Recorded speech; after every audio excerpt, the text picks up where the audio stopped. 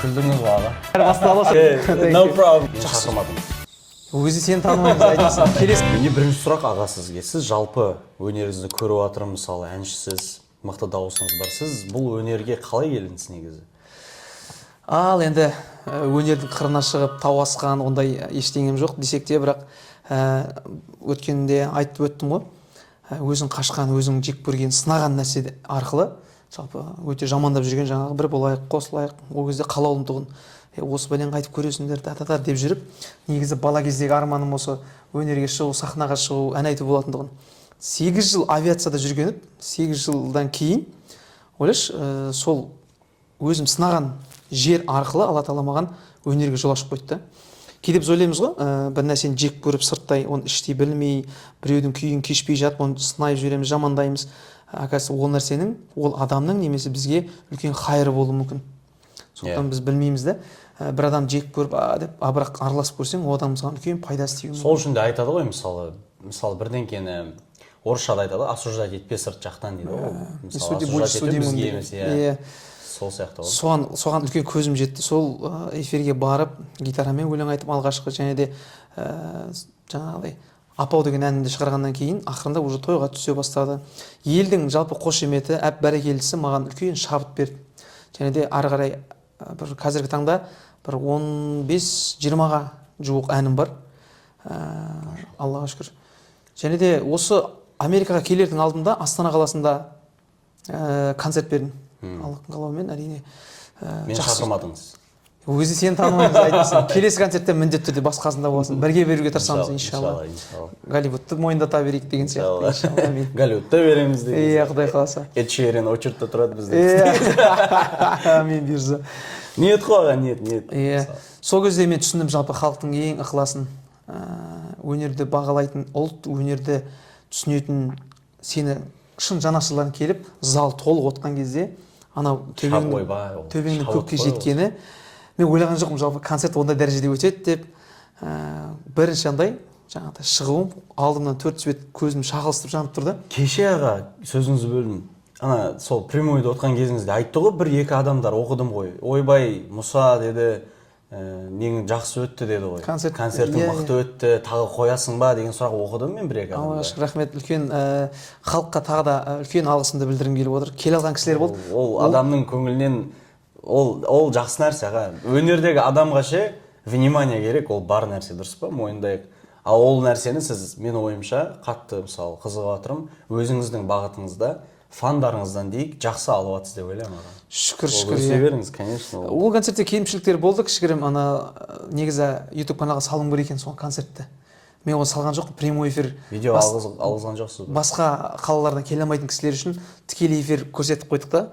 Оны сақтаған жоқпыз, оны YouTube-қа салған жоқпын, кемшіліктер болды. Алғашқы концерт болған кейін мен үшін бір кішігірім үлкен деу концерттің бірі болды.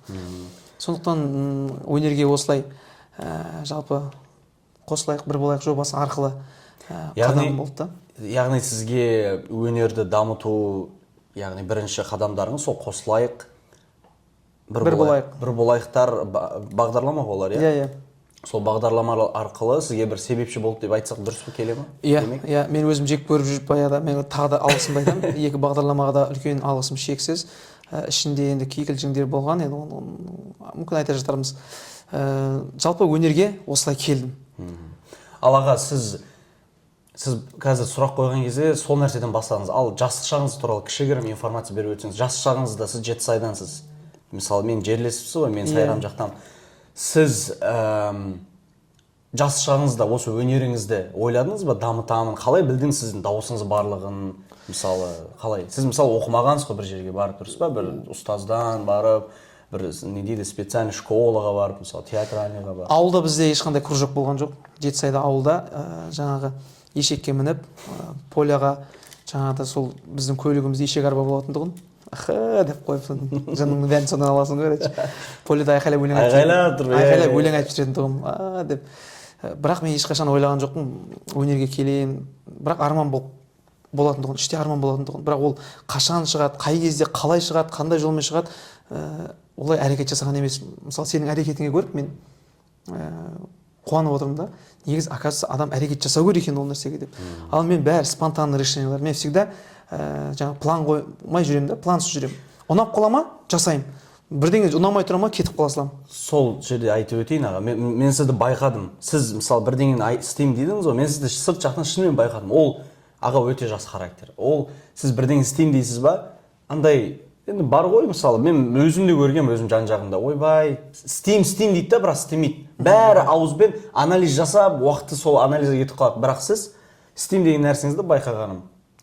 Тәуекелшілік қой, короче. Мен соны ол тәуекелшілік апарады көп жерге. Бұйырса, иә. Бірақ көп жерде екі ойланып қалатын кездерде болады, ше.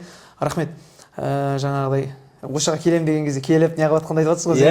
Жоқ, ол жақтан байқадым. Қазірдің өзінде мысалы жүрміз ғой күнде ары бері бірдеңелерді істейміз деп.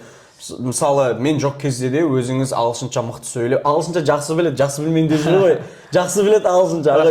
Рахмет. Thank you. No problem. Профессионалды кәдімгідей мұғалім ағылшын мен болғанмын өнерге дейін. Қазір де мұғалім. Жоқ, ағылшындар өте потолок кәдімгідей бұл енді өте мықты. Сондықтан да дами бер бауырым, үлкен рахмет. Жалпы сол спонтанный решениялармен өйстіп шығып жүрген адамбыз ғой енді. Сол жаңа балалық шаққа келетін болсақ, ауылдың шыққан, ондай оқыған жоқпыз ештеңе. Оқымағаннан кейін үлкен үмітпен қараған жоқпын. Мен шығамын, өйтем бүйтем деген сияқты әңгіме болған жоқ. Себебі егер соның артында оқуға түсіп, соның артында жүргенімде мүмкін ертерек жетер ме едім деген сияқты. Бірақ хайыр әр нәрсеге сонда мен ойлаңыздаршы. 8 жыл авиацияда жүрдім ғой. Қанша жасыңызда болсаңыз авиацияны? Оқуды бітірдім, авиационаға түстім. 18-ден бастадыңыз ба сонда? Авиацияны? 2015-те мен бітіріп шықтым. 2015-те бітірдім. Қанша жасыңызда бітірдіңіз? Бакалавр бітірдім. Бакалавр бітірдім. 18-19 жасымда ма бітірдім ғой деймін. Ого, жақсы. 19 жасымда бітірген шығармын. Сонымен Астанаға жұмысқа шығып кеттім, короче. Екінші курсымда мен ауыстырмақшы болғам, жүргенівке түсем, мама мен осындай деп. Бізде балдарда жаңағы система деген нәрсе болатын. Балдармен жаңағы үлкен курстармен анау-мынау егжей-тегжей жаңағыдай ұрыс-керіс сондай болады ғой енді балдардың арасында. Сонымен он балдармен жақсы тұрып, кейін үйреніп кеттік ол нәрсеге. Үйдегілер айтып жаңағыдай грантқа түстің, осы мамандығыңды бітіріп ал, одан кейін өнерге түссеңсің ба, өзің білесің деді. Бізде грантқа түсу енді білесің ғой, өте қиын нәрсе. Сондықтан гранттан айырылып қалма деді. Общагада тұрдық. Общагада 4 жыл тұрдым. Негізі бірінші курс қана тұрасың. Қалған 3 курс мен активист болдым да. Мектепте де активист болғам, жалпы өнерден бір жарыстар болса, әйтеуір қатты айтамасақ та бір өнерімізбен барып тұратындығымыз. Сосын академияда да сонда жаңағыдай әнімізді айтып, сөйтіп белсенділердің қатарынан болып жүрдік. Сонымен общагада жаңағыдай 4 жыл тұрдым. Кавычка алдыңыз ғой. Енді ондай қатты неған жоқпын. Кіріскен жоқпын. Ол кездерде өнерге қуып неған жоқпын. Ғайсызхан Шекербековтер бір әншілерді көрген кезде ойбай деп былай бүйтіп не алатын тұғымыз. Енді ол кісілер қазір мықты әншілер болып кетті. Сол кісілердің жолын бере берсін. Бүгінгі таңда енді Голливудта сұхбат беріп отырмыз, енді өзіңмен танысып. Енді басталып. Жалпы өнеріңізді мықты аға, мықты. Ол бекер емес. Бағана айтқан тақырыбымыз сіз айттыңыз ғой, Қослайыққа бардым және де екінші бір болайық. Сол екеуіне негізі бару себеп неден болды? Қалай болды? Мысалы, сіз үйленуіміз керек дедіңіз, соны естідіңіз, соған бардыңыз ба? О жоқ, шынында өткен жобада айттыңыз досым деп, бірақ мысалы өзіңіздің ішіңізде қалай бір себептермен? Мен енді ол жобаға кәдімгідей шын екенін ол жобаға сенген жоқпын, шыны керек. Басында өтірік барлығы сценарий шығар, жаңағыдай өңкей қуғандар, аннан қашқан, мұннан қашқандар барған шығар деп отырып сынадым да жаңағыдай. Сөйтіп өзім сондайлардың қатарынан қосылып айтады ғой жаңағы кімді қалай сынайсың, тура солай дәмін сезіп сол қатарда отырып, бірақ алған нәрсем көп болды, жаңа айтып отырмын ғой. Не үшін бардым дегенде мен ол хайп қуып барған жоқпын. Бір блогер боламын деп вообще ойламағанмын. Сенесің бе маған?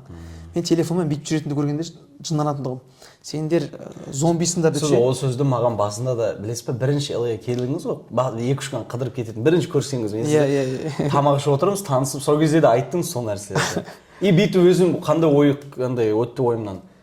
Істеген адам бәрібір үйреніп кетеді екен. Яғни, мысалы, сіз мына жақта болсаңыз, ана жақтың нәрсесін үйреніп кеттіңіз да. Былай қарасаң, оны кәсіби маман емес, оқымағанбыз ғой, нәрсені ше. Бірақ басыңа түскен кезде оны істеп кете алады екен. Кез келген адам, кейбіреулер айтады ғой, көп кісілер сұрады, жаңағы мен блогер бола алмаймын, ашық сұхбат бере алмаймын, сөйлесе алмаймын, сендер сияқты. Камерадан қорқамын. Камерадан қорқамын деп. жоқ. Сіз де айттыңыз ғой камераны жақтыртып алғам дедіңіз. Басында сөйтетін тұғым жаңа осындай. Бірақ мен бірінші алғашқы эфирім Қослайыққа барған кездегі мен ура былай кірдім ғой кәдімгідей. На ходу ма? 8 камера ма 6 камера түсіреді екен, лайв қой енді, ол жерде тікелей эфир, ешқандай дайындықсыз, аузыңа сөз салып бермейді, короче. Бетіңді бояйды да, шашыңды түзейді, кіресің ішіне. Ассалаумағалейкум, амандасасың, барлық адамдар қарап тұр, одан бөлек камералар қарап тұр. Вообще сасқан жоқпын, білмеймін. Сұрақ қояды, жауап беремін, арасына қалжыңдар кіргізіп жіберемін, жаңағыдай анау мынау деген сияқты. Сонымен халық жақсы қабылдап, рахмет тағы да сіздерге, алғысым шексіз. Одан кейін содан кейін 3-4 күннен кейін 3-4 кездесуден кейін жаңа тоқтап нені шақыртып алдық. Қайттан келіңіз, қатысушы болыңыз осы жерге осындай деген сияқты. Алматыда тұрып жүрген кезіңіз ғой демек. Алматыда тұрып жатқан кезім. Карантин кезі ғой. Жалпы аға мысалы Қослайық деп жатыр. Сізде жалпы оған баруға бір өкініш бар ма негізі? Кішігірім болса да. Қазір бүйтіп ойлайсыз ғой енді 5 жыл алдыңғы нәрсе ме ол? Қыз таптыңыз ба ол жерде? Қалай жалпы? Жалпы өкініш жоқ. Біреулер айтады ғой жаңағыдай мен өкінемін, мынау. Мен өткеніме өкінбеймін. Әр істің өзінің қайыры бар. Аларым болды. Ал енді мен үйленбей жүрген себебім, сол барған себеп, анау-мына байланыстыра берсең, өкіне берсең, әңгіме көп. Бұл басқа нәрседен болуы мүмкін, ол өзім шешімімнен болуы мүмкін. Сондықтан да ешқандай өкініш жоқ. Мен ол бағдарламаның екеуіне де үлкен алғысымды айтамын. Ал енді ішкі кухнясына кіретін болса, көптеген кикілжіңдер болған. Бағана да айтып өттіңіз, ол туралы да мен есіме сақтап қалдым. Ол айта аласыз ба? Қандай кикілжің дегеніңіз, ұрыстыңыз ба? Кімдермен қандай бір түсініспеушіліктер болды олармен? Қослайық жобасында жүрген кезде редакторлар болады бізді дайындап, дайындағанда жаңағыдай тамақты уақытысында ішіп, барлығын беттерін, мейкаптарын уақытында жіберіп, уже 12-де басталама, соған дайындап, уже қатысушылар іште отыру керек. Соған жауапты бір қыз болады. Сосын мен бір күн жұма күні мазам болмай ауырып, ол эфирде өзім елдің бәрі біліп отырды, мазам болмай, вообще сөйлемей, белсенді болмай, мазам болмай ауырып отырдым да. Сосын сұрандым мен қайта берсем бола ма, мазам болмай жатыр деп. Содан кейін жаңағы ол қыз маған айтады, сен не статистиканы көтеру үшін жүрсің ба, хайп болып жүрсің ба, жаңағы типа келдің, отырдың, статистиканы алдын кетіп баратсың ба, енді деген сияқты. Басқалар оған дейін сұранған кезде жіберіп жатыр ештеңе. Мен бірінші рет сұранып тұрмын өзі. Сонымен қатты айтып жіберген қыз баласы, мен өзім қатты енді сөз асыратын жігіт емеспін. Егер де өзім прав болып тұрсам. Сосын айттым мен енді мен ауырып тұрмын, осындай түсіндіріп.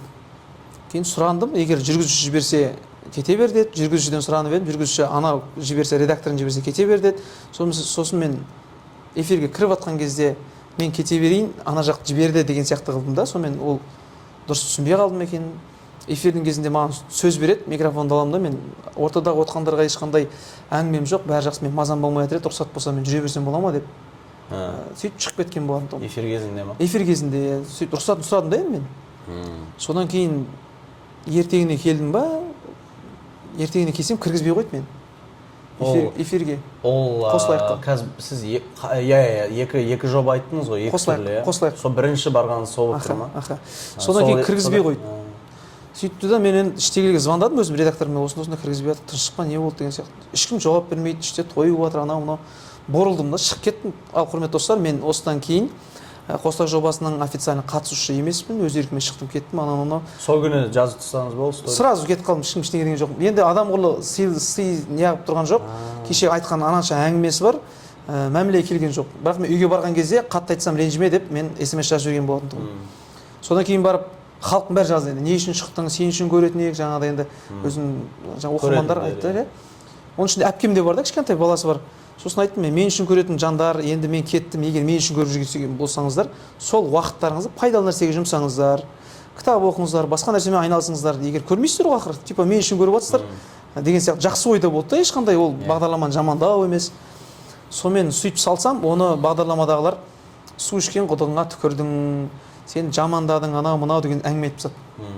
Одан кейін 5 сторис салдым мен. Мен редакцияға рахметімді айтамын, бағдарламаға рахметімді айтамын, осындай ниетпен деп. Оның ешқайсысын елемеген, тек қана жаңағыдай енді сол уақыттарыңызды көретін, пайдалы нәрсеге жұмсаңыздар деген әңгімені алып, жаман нәрсеге бұрмалап, мені уже жаңағы қара бет қылып, сөйтіп сондай қылып тастады. Ал ол әлі де бар ма ол жоба? Бар, екеуі де бар, бір-бірімен жаңағы конкуренттер. Конкурент неғып жүр. Одан кейін жаңағыдай ол жерде бір редактор бар болатын тұғын, бір қыз өзі де қатысушы болған, сөйден тұрмысқа шыққан. Сендер кім едіңдер, біз болмасақ анаудан мынау, енді көп алып енді қате сөйлейтіні бар кейбір. Жаңағыдай өзі жасаған қателіктерді ешқашан өзі жасамағандай басқаларға ақыл үйреткен кезде бір өзі аппақ адамдай ақыл үйрететін кісі да. Жүргізуші болды, редактор болды. Сол бір адамның кесірінен ол жерден кеттім мен. Содан кейін ашуланып кеттім. Одан кейін бір кезде қайтып хабарласып келесің ба анау мынау, сосын келмеймін анау мынау. Енді мен де өзім жаңағыдай сөз неғылмайтын адаммын ғой. Сосын назло бардым, бір болайық келесі жобаға бардым. Өзіңіз бардыңыз. Бір болайық деген жобаға өзім бардым. Олар біледі, сөйтіп бәрі қоршап отырып алған бір болайық жобасы. Ана жақтан кек алғың келе ма, сол үшін келдің ба, не үшін келдің деген сияқты сұрақтар алып жатыр да. Эфир кезінде ма или эфирден алдын ба, тыс кезінде ма? Эфирден тыс кезінде. Ана жақтан шығып кеткен. Уже мен командамен сөйлесіп отырсыз, сол жүргізетін адамдармен сөйлесіп отырсыз. келесі эфирге мен неге барып тұрмын ғой, кастингке барып тұрмын ғой. Кастинг сұхбатқа. Бір болайыққа. Жоқ, бір болайыққа. Ал, тоқтаңыз. Ана жақ мен жамандап неғып жүрді ғой, мен шығып кеттім ана жақтан қосылайық. Қосылайықтан кейін тағы басқа жобаға бардыңыз. Бір болайық деген екінші жоба. Бір болайық ұқсап отыр мен. Екеуі екі каналда болады. Анау Евразия каналында болады қосылайық. Қосылайық. Иә, бір болайық НТК каналында болады, арнасында болады. Сосын ол жақтың шеф-редакторы Аслы ханым деген кісі бар, түрік әйел кісі. Аслы ханым, I love you ғой. Өте адамгершілігі өте жоғары. Teşekkür ederim. Seni çok seviyorum. Aslı hanım. Türk hatunu. Ben seni çok seviyorum. Ойбай. Өте ақкөңіл кісі сондай. Сол эфирге бардық, бәрі редакторлар қоршап алды кәдімгідей. Сен тани ғой, біледі, бір-бірін қарап отырады да жалпы жаңағыдай не жағынан. Сен көрдік, я шыққанды бәрін білеміз. Кек алғың келе ма ол жобадан, сол үшін келіп тұрсың ба деген сияқты болды да. Ешкімді жамандамаймын, ешқандай ниетім жоқ, ондай просто ішімде андай болды. Біз арқылы сен хайп жинадың, біз арқылы сен мұса болдың, анау мынау деген сияқты. Егер маңдайыңа сенің, менде түсінік бар да, егер маңдайыңа егер сенің жұлдыз болып жазған болса, қосылайық себепші болады, Голливуд себепші болады, бір кино себепші болады, немесе біреуді құтқарып себепші. Любой адам хит болатын адам, ол хит болады. Бірақ себепшіні Алла тағала өзі біледі, ананың себепші болады, мынаның себепші болады. Сөйтіп бардым бір болайық жобасына, осындай дедім. Екі жоба конкурент болғаннан кейін өте дұрыс айтасың. Негізі ол жағынан астарын қарап отырсың, ішкі кухняны айтып жатсың. Сіз айтқан сөзден мен сол ой келді бірінші. Өте дұрыс айттың. Сол кезде барған кезде ол рейтинг жағынан мен қатты өзім ұға бермеймін, бірақ енді әсері болды деп ойлаймын. Бір болайық жобасының жалпы көрермендері кішкене, иә, Мұса, осы бір болайықты сенге келе көріп бастадық деген смс-тер келді. Ол өте жағымды нәрсе, ол өте приятный нәрсе. Үлкен алғысым шексіз ол кісілерге. Сөйтіп, ол жақта енді жаңа не басталды да, менде таныстық басталды. Осы жақтан келгеннен кейін, азғантай уақыттан кейін жаңағы кешегі эфирде айтылып жатқан қыздың аты Аружан ғой енді. Сол қыз екеуміздің таныстығымыз басталды. Қай жобада ол? Бір болайық жобасында. Екіншісі, короче. Иә, екіншісі бір болайық жобасында. Сол жақта Аружанмен танысамыз, ол жақта енді күлдіңіз ғой аға. Историяның бәрі басталды сол жерде жаңағы. Енді қараңыз, айтып алыңыз сөзін бөлсін. Сол жақтан басталады, рейтинг жақсы кетеді ол жақта. Аружан жалпы 5 жылдық рейтинг бар бүгінгі күнге дейін. Иә, әлі күнге дейін қосып келе жатқан. Байқап отыр ғой, ойбай деген адамдар. Халықтың сондай ықыласына мен қатты ризамын. Жалпы қолдауына келгеннен бастап сондай жылы қарсы алып, поддержка беріп отырды да. Ал ол маған өте үлкен шабыт берді. Көңіл күймен сөйлеп отырсыз ғой, что-то бастағаннан. Енді ол қарашы, ойлашы, сондай үлкен эмоция беріп қойды. Тигізіп жатыр. Енді бұл жерде кім қыздың қатысы жоқ, сен не отырсың ба? Не ба? Ана кім еді сіздің кім кеше эфирдегі фандарың, оқырмандарыңыздың командасында өтті. Енді өте қызық сәттер басталды да енді ол жерде. Еще былай да енді Алла шебер ғой. Ол кезде мен ұшып жүруім керек. Скатта жұмыс жасаймын ол кезде, Скат авиакомпаниясына. Үлкен рахмет ол жаққа. Бортпроводник. Бортсерік міне, бортпроводник ұшып жүремін. Ол кезде грузовой рейстерден Қытайдан зат тасимыз ол кезде. Мен жүк тасымалдау несінде жүрмін. Ол жақсы да, ол. Дальний рейске, ұзақ рейске барасың, түнде азанда келесің, немесе обедке таман келесің да, сөйтіп эфирге кіріп кететін тұғым мен. Жұмыстан келем, шаршап, түнімен ұйықтамаймын, жұмыс істеп келеміз да, эфирге келем. Сонда да бірақ ана жердің ортасы, халықтың ықыласы, кәдімгі ұйқымды ашып, өнерге деген немді шабымды оятып жіберді. Ана жерде ән айтасың, жаңа отырасың ғой, енді қызық. Сөйтіп Шақкерім жүргізуші еді ол кезде. Шақкерім, Шәке, орныңыз бөлек қой. Камила ханым, сол кісілер Абла ханым, Аслы ханым барлығы жаңағы өте қолдау білдірді. Шығарып жеген жоқ, айтпасам, жұмыс істе, эфирде отыр деп айтуға болады ғой, негізі. Ондай қатысушыларға айтқан кездер болды, негізі жұмысың істе, үлгермесең анау мынау. Мен кейде келмей қаламын, кейде Таиландта демалып жатамын, кейде Египетте демалып жүремін. Жаңағыдан шаршайсың негізі, бір ай. Таиландқа барып шаршау, жақсы шаршау ғой ол. Демаласың деп жатқанмын ғой. Эфирде отырасың жаңағы бытовуха, айқайласың, жаңағыдай ондай қатты ұрыс емес қой, жаңағыдай бір аурадан демалған кезде маған рейс қойып береді ана жақтан. Сізде түсінігім бойынша қазір сіз бірінші барған бағдарламаңызды айттыңыз, сосын қазір демек екіншісін айтып отырсыз. Қазір екіншісін айтып отырмын. Демек екеуіне де бөлек-бөлек өзіне қарай бір жақсы бір не дейді, атмосферасын алдыңыз ғой, короче, энергиясын. Жақсы естеліктер болды. Естеліктер болды. Бірақ екеуіне де 2 реттен бардым мен. Жарайды. 2 реттен бардым. Шығып кеттім, бір болайыққа бардым, одан шықтым, Қосылайыққа бардым, өздері шақырды. Ояқтан тағы да мен жүргізушімен келіспей қалдым, жаңа айтқан қызбен. Сіз ана екінші жобада жүрген кезде бірінші шыққаныңызда қайтадан барып көрдіңіз ба сонда? Тоже сондай болды? Иә, мен бір болайық жобасынан шығып кеттім ғой. Бір 5-6 ай отырдым ба, 7-8 ай отырдым ба, есімде жоқ. Сондай себеппен ба болды? Жоқ, ол жақта өз еркіммен шықтым. Ояқтың составы жақсы. Бір болайықтың ауызбіршілігі жақсы, редакторлері, ол жақтың жүргізушілері барлығы жылы қарсы алды. Қосылайыққа қарағанда.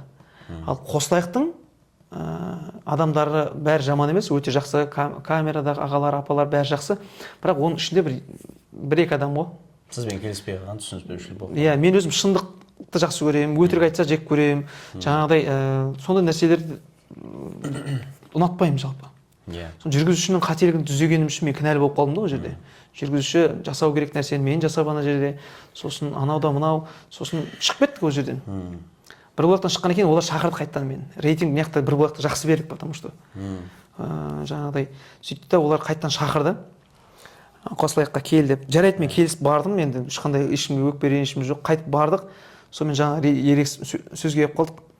Сосын екеуміз кәдімгі рекламаның уақытында қатты ұрысып қалдық кәдімгідей. Екінші барғаныңызда ма? Иә, Қосылайыққа екінші рет барғанымда. Жүргізушімен. Сол эфирдегі. Иә.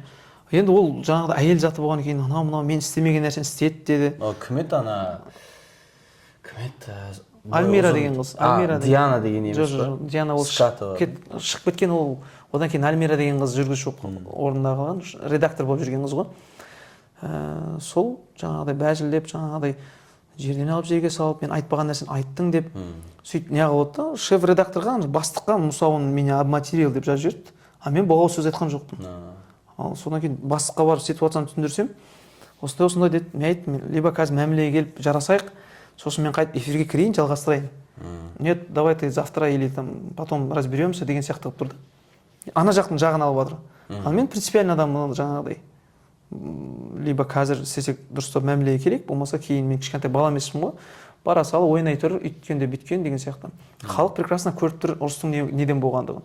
Сол кезде мен шығып кеттім, документтің алдына сразу шығып кеттім, короче. Либо я сейчас уйду, все, не вернусь деп, келмейін дедім. Сонымен хорошо дедім де кеттім ол жақтан, Қосылайықтан. Сол кезде бірақ халықтың тағы да қолдағанына қатты риза боламын. Сіз бір рет шығып тағы кеттіңіз, барып бір рет шығып тағы кеттіңіз ба сонда? Бір эфирге шығып бердіңіз ба? Жоқ, бір емес, 2 ай ма, 3 ай ма отырдым жерде. Қосылайықта 2 ай ма отырдым, 3 ай ма отырдым, азғантай уақыт қой енді. Отырдым. Сондағы халықтың тағы да қолдауы, жаңағы жүргізушіні дұрыс емес екенін көріп отырық барлығын. Соны айтып, орыс өйтпейді, бұл бір жүргізбей қойды одан кейін. Жүргізуші Мұса болсын, ана әлі есінде, сол ықыласы қатты ризамын. Тағы да басын деймін, жақсы көремін сіздерді. Содан кейін бір бола жобасына қайтып келдім одан кейін мен. Арада 5-6 ай болды. Арада демаласың, ол бірден болған нәрселер емес. Сол ойлашы, 2020-да бардым, 2025-ке дейін ба, 24-ке дейін ба, 4 жыл мен 4 жыл постоянно отқан жоқпын да ол жерде. 5-6 ай отырамын, шығып кетемін, 5-6 ай жүрдім, 4-5 ай жүрдім да, одан кейін қайтып шақырды, бардым, келдім, сөйтіп. Кәдімгідей мен таңғалып отырмын, мысалы, мен де өйтіп ойламағанмын. Кеше де бір-екі видеоларын көрсетіп жатырсыз. Прям кәдімгідей андай, не дейді, бір отбасы десек болады. Адамдар бір-бірінің өмірін талқылайды, дос болып кетеді. Енді камерадан тыс қандай бір-бірімен адамдар қарым-қатынаста мен өзім мысалы білмеймін, бірақ мысалы айтуыңыз бойынша, кешегі видеоларды көрсеткеніңіз бойынша, машинада кетіп бара жатқан кезде кәдімгідей адамдар бір-бірін көмектесуге әрекет жасап, талқылап, кәдімгідей отбасы болып кететін өмірдегі сұрақтар ғой. Рузи бауырым, ол кәдімгі өмірдегі сұрақтар кәдімгі. Соның бәрін эфирде, камераның алдында, елдің алдында талқылайсың, болды. Ал оны сырттан көргендер, ой анау да мынау деп жамандап. Енді мысалы иә ол жасыратын несі жоқ, адамдар естіген ғой сол күнге дейін, ойбай қалаулым мысалы бағанағы кімнен деп ше, сол жақтан келген деп ше. Мысалы тойларға жүресіздер ғой, дұрыс па, көп тамадалар шыққан мысалы. Сол кездерде мен Қазақстанда жүрген кезде жеке өзім мысалы рилстардан көреміз ғой, инстаграмнан, интернеттерден мысалы сол ғой. Аға қараңыз, сіз маған қазір екі жобаны айттыңыз, иә? Бірінші, екінші. Сол бірінші барғанымыз қосылайық. Екіншісі бір болайық. Екіншісі қандай? Бір болайық. Бір болайық. Сол екеуінің арасында қайсысын таңдардың едіңіз? Екеуінен де естелік бар екен мысалы. Бір болайық маған өте жақсы естеліктер мен жақсы әсерлер қалдырды. Ішіндегі адамдар, бастықтары бүкілі адамгершілігі мол және де адаммен мәміле жасай алатын адамдар. Өзіме тікелей қатысты. Ішіндегі мысалы қыздар, балдар, ол кісілермен де арасында араласып тұрамыз жақсы. Ал ана жақта қосылайық жаман демеймін. Бірақ соңында мен қосылайықпен соттасып кеттім. Соттасып кеттің? Қосылайықпен соттастық. Біз о нәрсені ашып осы жерде айтуым керек болып тұр. Себебі сот әділ болған жоқ. Қандай заң бойынша түсінбедім. Негізі қосылайыққа барғаннан кейін контракт болады. Контрактқа қол қоясың. Типа осыншама уақыт бізде болып бересің, үміткер деген сияқты ма? Жоқ, бізге келдің, осындай жобаға, бір болайыққа, олар конкурент қой, оған бармайсың. В течение 3 жылдың ішінде немесе 5 жылдың ішінде деген сияқты өздерінің контракт бар. Шыққаннан кейін ішкі кухняның сыртын ешкімге ашпайсың деген сияқты өзінің заңдары бар. Ал біз оны толық оқымағанбыз. Оны ешқандай қатысушыға екі жағын былай бермейді. Келісімшарт негізі екіге бөлініп, біреу өзінде заң бойынша, біреу өзінде, біреуі өздерінде болу керек. Бірдей болу керек, бірақ олардың қателіктері екі договорда біреу ғана, короче. Екіншісін бергенімізде өтірік айтты сотта. Мінекей, мен дәлелдеп те бердім бұл нәрсені. Екіншісін берген жоқ. Сот болды, короче. Сотта мен біріншісін ұттым. Олар екінші рет қайтадан апелляция тапсырды. Апелляцияны олар сатып алды деп ойлаймын менің ойымша. Неге? Себебі әділетсіз өтті. Менің көрсеткен доказательстволарыма қараған жоқ мән беріп. Сол жердің редакторы, мен ол жігіттің атын білем, екі сөйлеп өтірік айтқан. Фархат деген жігіт. Фархат деген жігіт жаңағыдай сол документтермен жұмыс жасайды да, алып келіп береді маған, қол қоям, екіншісін договор бермейді. Өзінің аудиозаписі бар, мен оны дискке түсіріп сотқа көрсеткем, міне. Бізге договорды берме деп айтқан жоғары жақтан. Договорды берсек мен жұмыстан кетемін, басым кетеді ғой деген әңгімелері. Және де договорды біз толық оқи алған жоқпыз. Ол қысқа уақыттың ішінде давай тез қол қой. Бұл жаңа айлық түскеніңе керек ана мынау дейді да, тез қойдырады да болды. Көп жерде андай көп нәрсе жазылады. Көп адам үйленіп қалған оқымай қол қоя салуға. Сондай қателіктер болды да ол жерде. Мен бір жағынан енді өзіміз ғой деп жаңағыдай көз жұма салып қол қоя салып бере салғанбыз. Соны сол жерде ол жігіттің өтірік айтқаны. Адвокаттардың, сол қосылайық бағдарламасының адвокаттары, екі адвокат телефонда сотта өтірік айтып отыр. Олар кастингте болған жоқ. Мен кастингпен кірген адам емеспін бұл жерге. Кастингте үйткен бәрі өтірік айтып отыр. Ол бәрі доказательствосы бар менде. Екінші искта олар жаңа апелляцияға берген кезде олар сатып алды деп ойлаймын. 5 минутта екінші сотта олар істі толық қараған жоқ. Тұрды да осындай болды ма деген сияқты қылды да шығып кеттің. Ана эфирге бардың ба? Бардың. Болды дегенде аналарды ұттығып жіберді. Ал бірінші сотта мен ұтқан болатындығым. Дәлелдерді бүкіл нәрсені көрсетіп барлығын. Сондықтан екінші сот әділетсіз болды. Мен үшіншісіне жаңағыдай Астана қаласындағы ең жоғарғы сот бар ғой. Соған барып арыз тастап, осы сотты қайттан қарауын өтініш жазған болатындығым. Бірақ менің жаңағыда судья исполнителім ба, жаңағы адвокатым ба, қорғаушым, сол кісінің жазуы бойынша ма бір қателіктер болды ол жерде. Дұрыс жазылмаған екен, ұсыныс дұрыс берілмеген екен, сол себептен мен ұтылып қалдым, короче. Ол қараған жоқ жалпы. Қарамаймыз жаңағы не деп. Ал енді шындығым өзімде ғой, мен шырылдап отқан себебім қосылайық жобасын сондықтан өте қатты жек көріп кеттім. Ішіндегі адамдарын, жалпы әділетсіздігін, өтірік айтқандықтарының жаңағы жүргізушінің жаңағы ішіндегі сондай үлкен мәселелер болды. Ол көңілімде қалып қойды. Одан кейін мен бір болайық жобасын қосылайыққа қарағанда жоғары қоямын. Басында негізі бір болайық жобасы бұл база. Ең алғашқы жоба бұл бір болайық. Ал бұл қосылайық деген бұлар жаңағыда қулықпен, арамдықпен дейін ба, жала жаппақ қояйын енді. бұл жерін кесіп тастасаң да болады. Бұлар копировать еткен ғой. Қосылайық деп бұл басқа атаумен екінші несін ашып алған. Түсіндіре алдың ба? Бір болайық негізі бұрын Евразиямен жұмыс жасаған. Бір болайық бірінші шыққан ба? Бірінші шыққан, бірінші келген, бұл бірінші ашылған, бұл Евразия каналында болған. Сөйтіп каналмен бұл бағдарламаның адамдары ұрысып қала ма, бірдеңе болады да? Ажырап шығып кетеді ма? Сөйтіп екіге кетеді. Бұл жақ НТК-га бірге жұмыс істеген ба? Иә, НТК арнасынан ашады, мыналар НТК арнасымен келісім жасайды да, бір болайық. Сөйтіп өздерінің жұмысын әрі қарай жалғастырады. Ал қосылайық тұрады да, мына енді ақша ма, енді халық қызығып отқан әдемі бағдарлама болған кейін бұлар да біз де өзіміз ашып аламыз деп, бұлар қосылайық деп ашып алады да.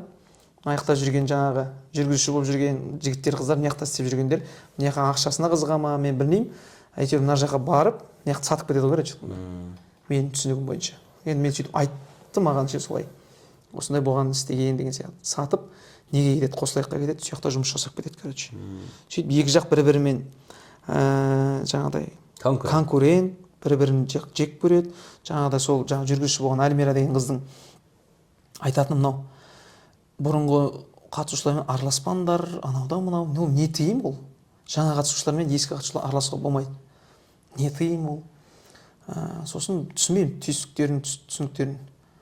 Айтқан жалпы енді өзіме қатты ондай жағымды әсер қалдырған жоқ ол жақ. Міндетсініп, бір блог жобасы енді ол жүректе қалған жоба болды. Сондықтан да қазір сезім бағы деп атын өзгерткен, сезім бағы сәттілік тілеймін сіздерге. Көптеген жандар сол жерден үйленіп шыға берсін деп. Жалпы байқам бойынша, айтатын негіз бұл бойынша енді әңгіме бәрібір кете береді ғой. Егер пікіріңізді білдірсеңіз, өзіңізді ішіңіздегі бағанағы сезінген әділетсіздік деп есептесеңіз, және сол нәрсені айтсаңыз, енді айтқыңыз келе береді, ол дұрыс. Бағанағы есіңізде болса сөйлестік қой аға. Өнер бойынша ше? Тойға шығу дедік қой мысалы ше?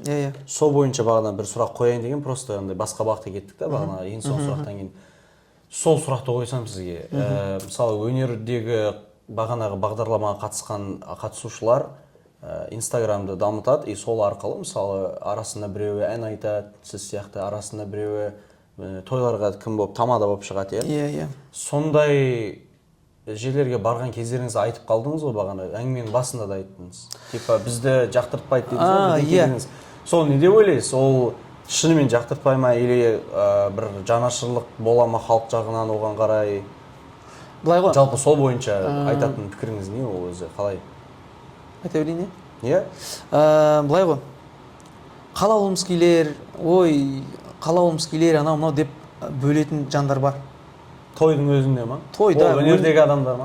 Өнерде жүрген, жалпы қарапайым халықтың арасында да бар.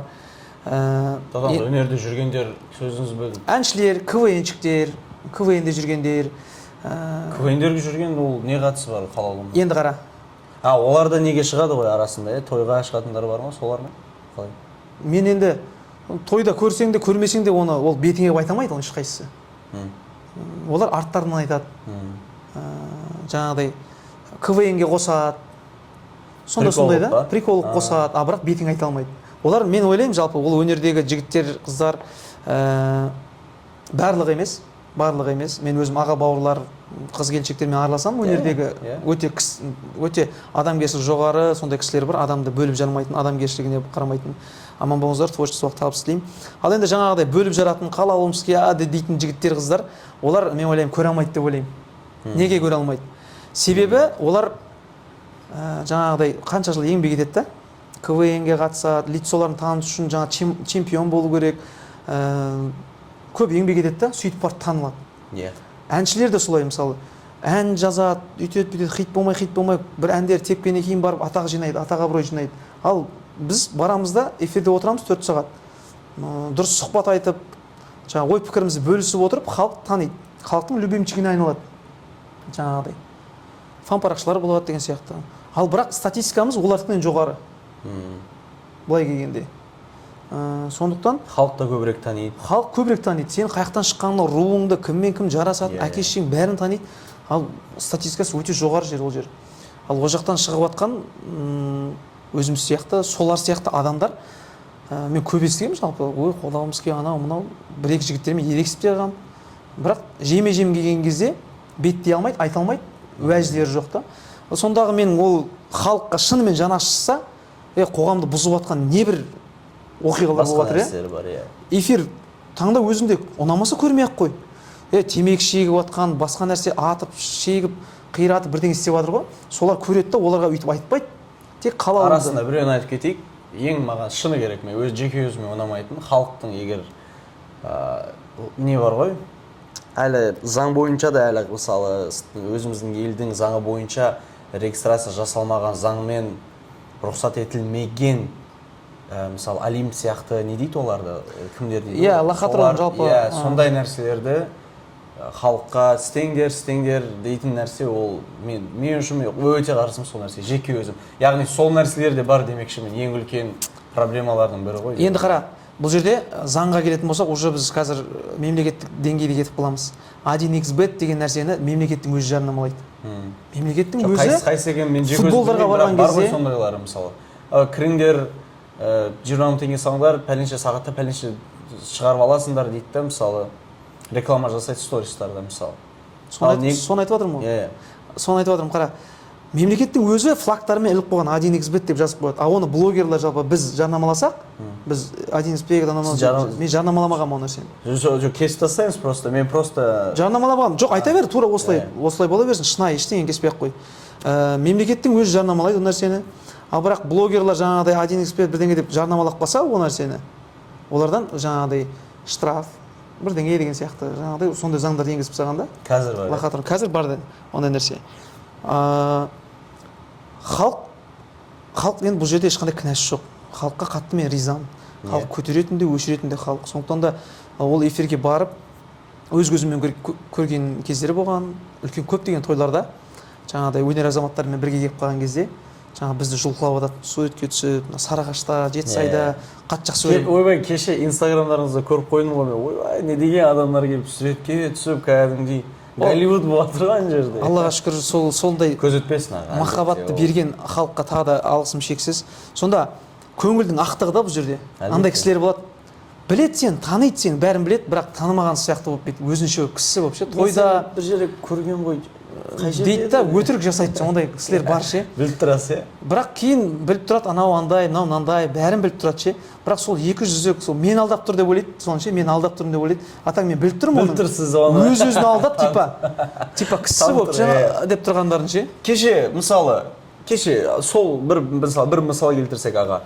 Тамақ ішуге бірінші рет барған кезіміз есіңізде ме? Ана бала келді да кәдімгідей айтып отыр, о бауырым, мен сен көретінбіз сағаттап, сен үшін көретінбіз деп мысалы. Мен оттым осы кезде. Сол кезде де осы әңгіме болды ғой, дұрыс па? Сол сияқты айта алатын, абырой түсіп қалмайды ғой, мен сені көргем, десеңіз мысалы. Жоқ, көрген болғанда. Жоқ, соны айтты демекшімін. Сондай адам айта салу керек қой. Көңіл ақ та. Сондай. Көңіл ақ, ол арамдығы жоқ. Жаңағыдай қызғанбай десеңені, ол жүрегі ақ адам деп ойлаймын өзім. Ал енді ауылдағы көп деген мысалы адамдар жаңағыдай ғой. Тойға барсаң, бетіңнен сүйіп өз баласынан артық көреді ше.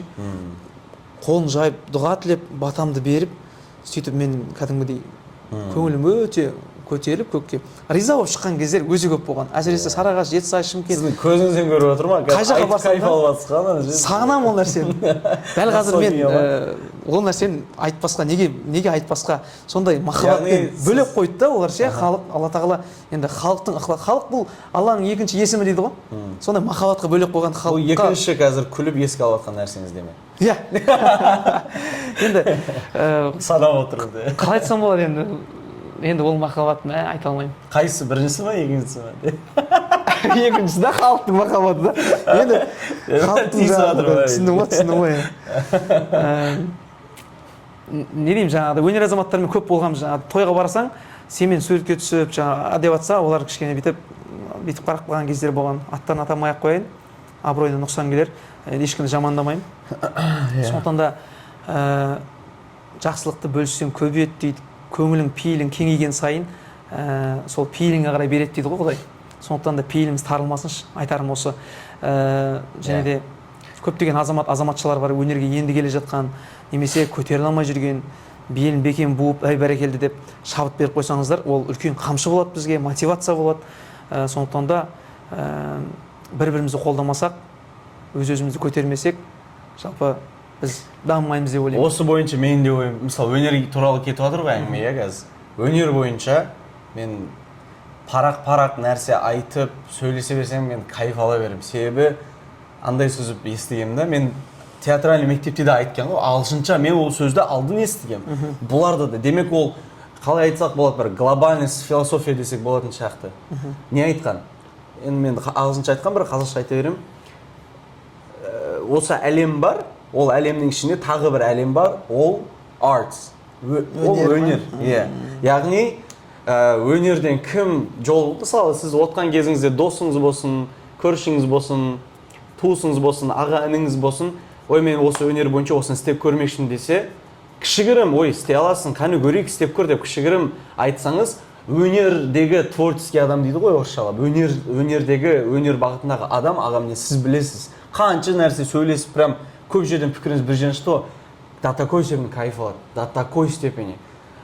Ол өнерде жүрген адам білет сразу. Яғни сіз айтқан сөзіңіз қолдай салу ештеңе етпейді. Себебі өнер жағынан екінші рет біз өнер жағынан, біздер, мысалы Қазақстандар, осы түркі тілдес халықтар, өзіміздің халықты айта салайықшы, өзіміздің Қазақстан ішіндегілер өнер жағынан негізі өте күшті, бізде өнер деген күшті негізі. Негізінде, мысалы, тарихқа қарасаңыз, барлық жақтан, енді айта берсеңіз айта бересіз. Яғни өнер жолын таңдаған адамға бір ауыз жақсы сөз айта салған еш артықшылығы кетпейді. Пікіріңізді айтыңыз келе ма, мақұл, негатив, басқа қарсы пікіріңізді айтыңыз да, дальше өміріңізбен кете беріңіз. Оны талқылап өйтіп. Бағанағы айтқан сияқты бір үлкен бір мәселеге айналды жүруіне қажет жоқ деп ойлаймын. Қолдау көрсету керек өнердегі, болды. Мен пікірімді сол. Өте дұрыс айтасың. Сонымен мен ойымша көп нәрсе сөйлестік аға, нормальный. Ал достар, тағы сіздерде Мұса ағамға, бұл Мұса ағамның каналы білесіздер, қалаған сұрақтарыңызды қойсаңыздар, сұрақтарды оқимыз және де сіздер үшін жақсы сұхбаттар өткізуге әрекет жасаймыз. Сау болыңыздар, бөлісіңіздер, рилстар кесіп жасаңыздар фан аккаунттарға осы подкасттарды. Сәттілік, көріскенше. Айтарыңыз бар ма? Аман жүріңіздер. Сұрақтарыңыз болса, енді жаңағы айтқан тақырыптардың ішінен тағы да сұрақтарыңыз болатын болса, қысылмай қойсаңыздар болады. Мысалы, енді кейбір нәрселерді түсінбей қалған болуы мүмкін, адамдарға байланысты. Енді біз жаңа көп нәрсені енді айтатын шығармыз мүмкін. Қыздар мәселесі оны келесі сұхбатта, ал бірақ детально былай жалпы былай каркасын айттық деп ойлаймын. Сондықтан аман жүріңіздер достар. Сұрақтарыңыз болса қойыңыздар, қолдау білдіріңіздер. Аман жүріңіздер. Сәттілік, көріскенше. Басылмай қапты ғой, өтірік. өтірік деймін.